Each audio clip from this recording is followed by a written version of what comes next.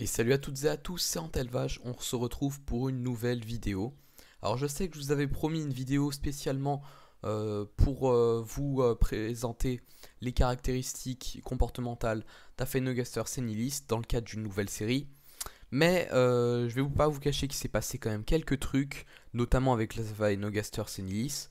Et je préférais vous faire une petite vidéo suivie d'élevage. Et promis, vous aurez la vidéo détail du comportement dans 2 semaines. Allez, on fait le suivi d'élevage juste après le générique.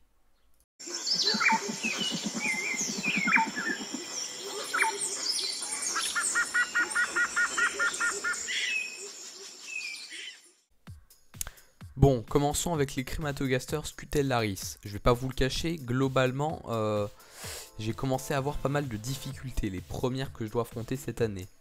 Alors, on va pas passer par 4 chemins, vous ne verrez pas les Solenopsis fugax dans cette vidéo, tout simplement parce que absolument toutes mes fondations que j'avais tentées sont mortes, les gines sont toutes mortes, je vous jure, en un laps de temps de quelques jours sans que je ne puisse expliquer pourquoi. La seule qui a réussi à fonder, c'est ma Crématogaster scutellaris, ça vous le savez.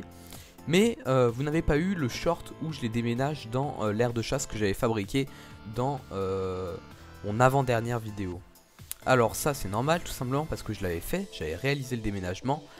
Mais j'ai eu une hécatombe ensuite chez les Crématogaster scutellaris. Donc en urgence je les ai remises en tube. Vous pouvez voir qu'il me reste je crois plus que 4 ouvrières. Et heureusement la reine s'est remise à pondre. Mais elle est toujours extrêmement faible et elles ont des difficultés à se nourrir. Je trouve, elles vont pas beaucoup se nourrir et ça m'inquiète. Mais bon, tant que tout le monde est en vie, il y a des chances de rattraper l'histoire. Maintenant passons aux Lasius SP noir. Alors les Lasius SP noir, la colonie a un petit peu réduit sa vitesse de progression. Le couvain est un petit peu plus faible. Mais je pense que c'est juste dû au fait que je devrais les nourrir un peu plus. Je vais tenter de faire ça et on va voir ce qu'il en est. Mis à part ça, rien de spécial à raconter chez cette fondation. Tout se porte bien, aucun problème. On enchaîne avec les Messor Structor. Et oui, je garde bien au chaud les Aphanogaster senilis pour la fin. Alors les Messor Structor, elles vont extrêmement bien. Hein. Je dirais que c'est ma fondation qui va le mieux. Le couvain est toujours florissant, hein.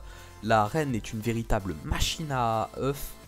Et la colonie grossit assez lentement mais sûrement, hein. Ça progresse bien.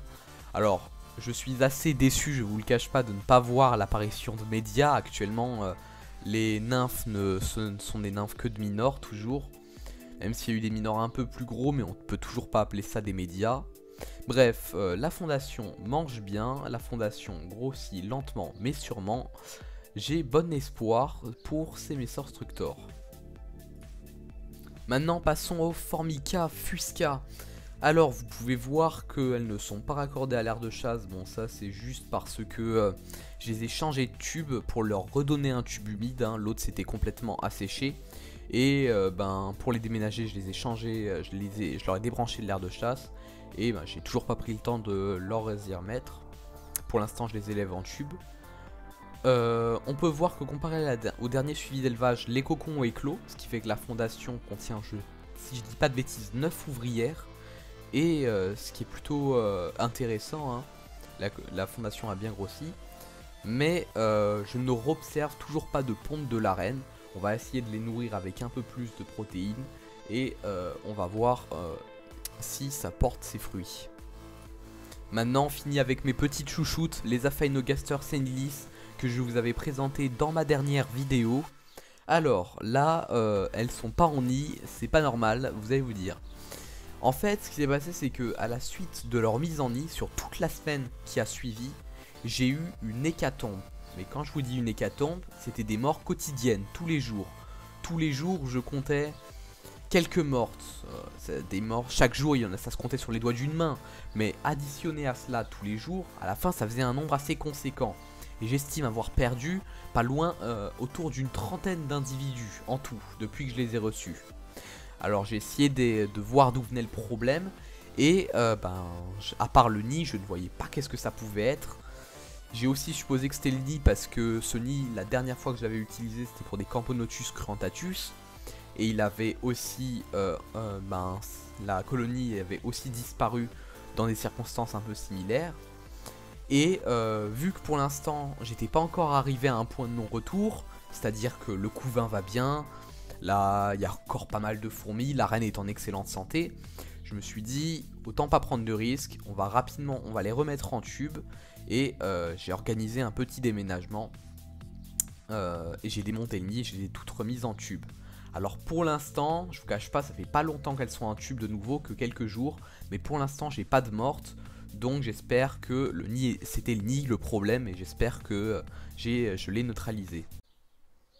Voilà, cette vidéo touche à sa fin, j'espère qu'elle t'aura plu. Si c'est le cas, tu peux toujours me le dire en lâchant un petit pouce bleu et en me le disant dans les commentaires.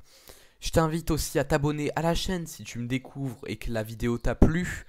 Et à activer la cloche des notifications pour toujours rester informé quand je sors des nouvelles vidéos.